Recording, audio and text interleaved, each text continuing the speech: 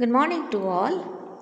In the previous classes, you have seen microwave absorption studies on diatomic molecules, and in this class, you'll be learning the microwave absorption by linear polyatomic molecules, particularly a triatomic molecule.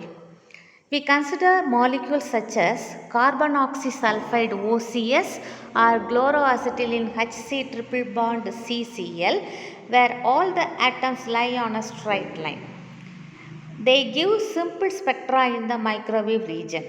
As in the case of a diatomic molecule, these molecules also have Ia is equal to 0 and Ib is equal to Ic, and so the energy levels are given by epsilon j is equal to Bj into j plus 1 minus dj square into j plus 1 the whole square, and so on. The spectrum will show the same 2b separation, but it will be modified by the distortion constant. In fact, the whole of the discussion on diatomic molecules applies equally to all linear molecules. However, we have to keep in mind 3 points.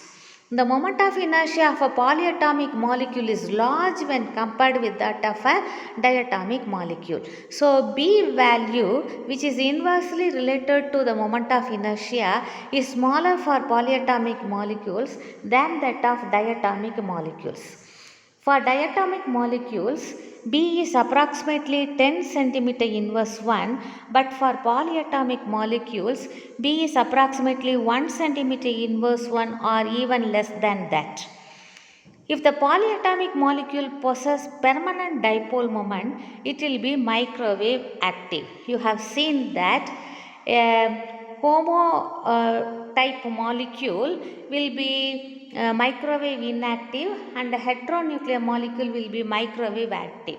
Here OCS is microwave active and CO2, which can be written as OCO, which is a symmetric type which has no permanent dipole moment, is not microwave active. In a non-cyclic polyatomic molecule having n atoms, there are n minus 1 bonds.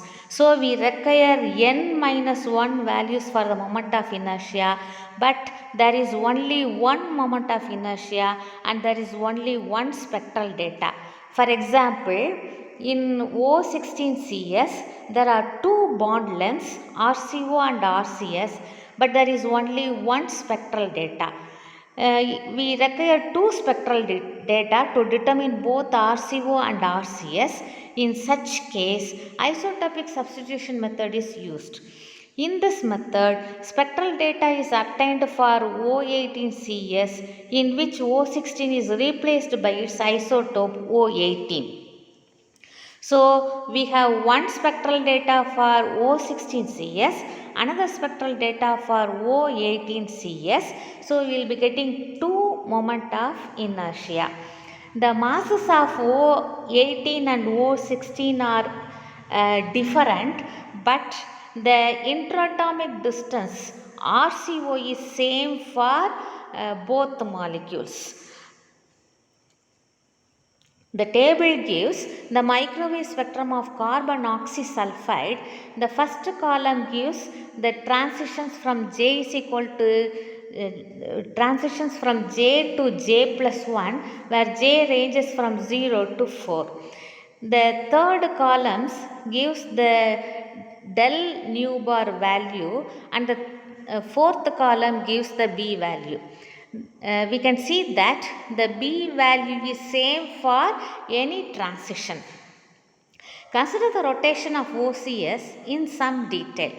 The figure shows the molecule where RO, RC, RS represent the distances of the atoms oxygen, carbon and sulfur from the center of gravity. The center of gravity is between the carbon atom and the sulfur atom.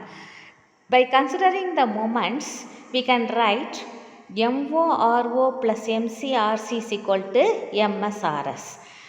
By writing the expression for moment of inertia, we get the equation I is equal to MORO square plus MCRC square plus MSRS square.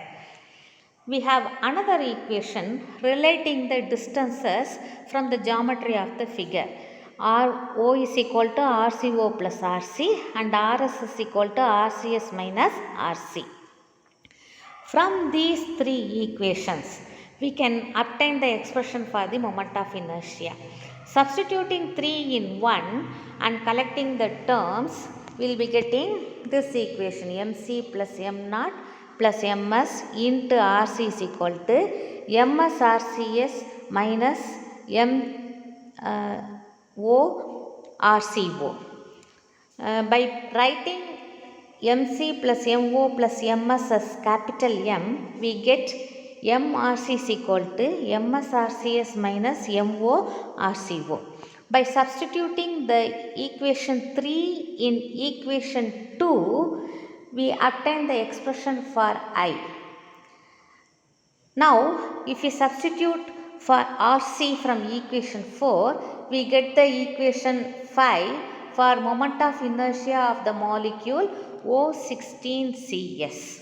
The same way, we can write the moment of inertia for the molecule O18Cs as I prime is equal to m0 prime RCO square plus ms RCS square minus MO prime RCO minus MS RCS the whole square divided by M prime. We have two equations for I and I prime, and we can solve for RCO and RCS. From the spectral data, we get B values and B prime value for O16Cs and O18Cs respectively. From those B values, we can find I and I prime. From I and I prime, we can calculate RCS and RCO. So, from the spectral data, we can calculate the interatomic distances of the molecule OCS. Thank you.